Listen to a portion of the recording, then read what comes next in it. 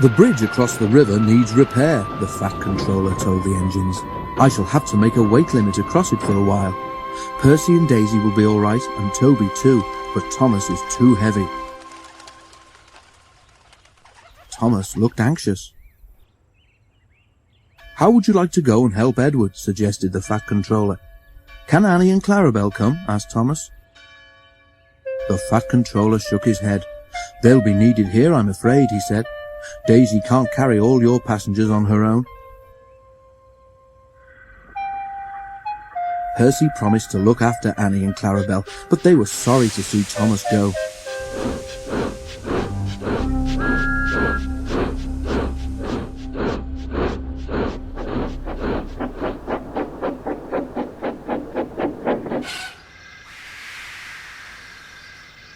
To cheer Thomas up, Edward took him to see Bill and Ben, the twin engines who lived at the China Clay Harbour.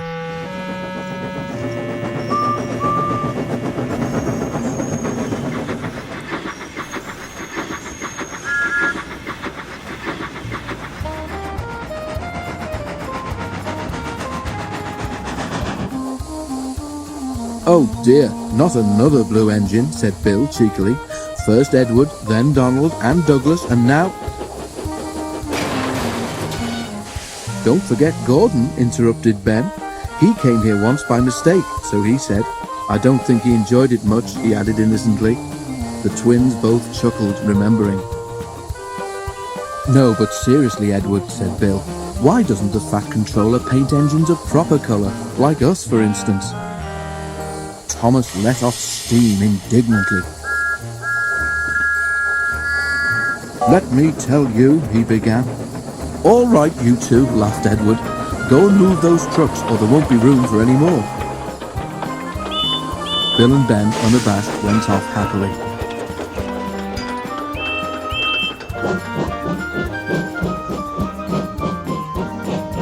You just don't have to take them too seriously, explained Edward. Thomas smiled ruefully. I wish I knew how you deal with them, he said.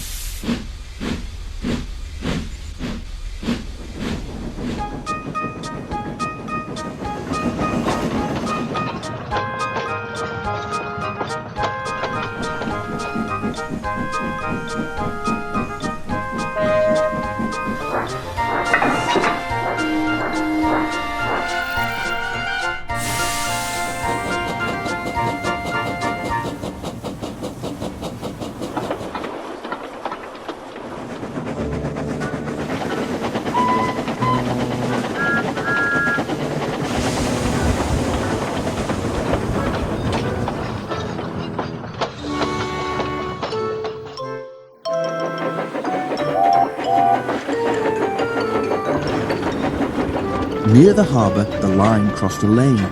The crossing had no gates.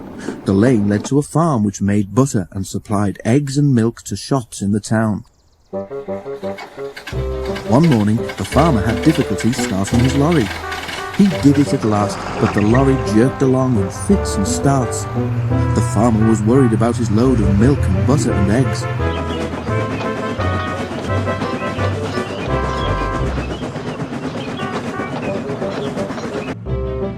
That milk will be churned to butter soon, he muttered to himself as he neared the level crossing.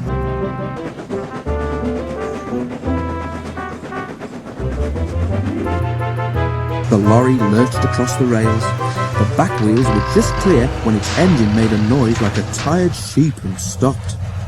The back of the lorry was still jutting out over the railway line. The farmer struggled to start it again, but it would not go. He had just got down to telephone for help when he heard a train approaching.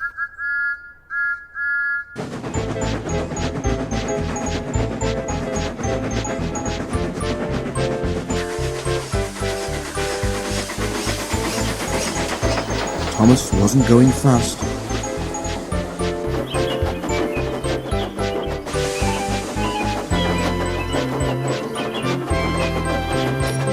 When he saw the lorry, he set his brakes hard, but he couldn't stop.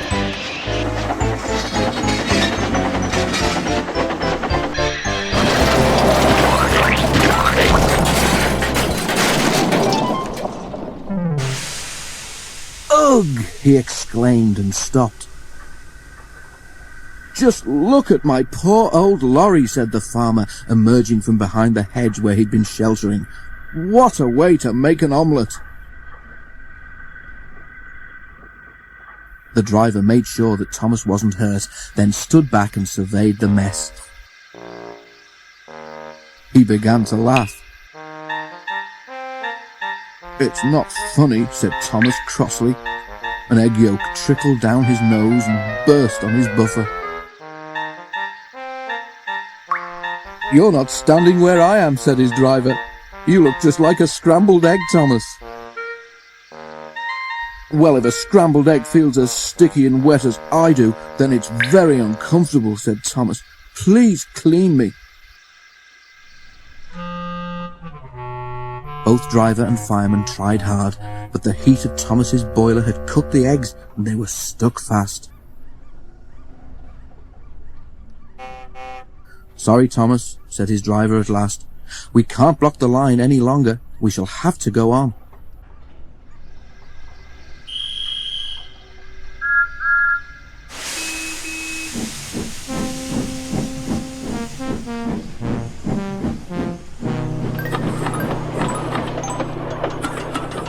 At the end of the line, Thomas was taken to Bill and Ben's yard to be cleaned. The twins were there.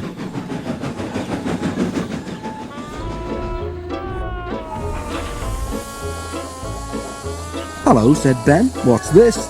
Must be a new engine, said Bill. Ben inspected the arrival carefully. No, Bill, he said. That's not a new engine. It's Thomas. But it's our colour, Ben, and Thomas doesn't think our colour is proper for an engine.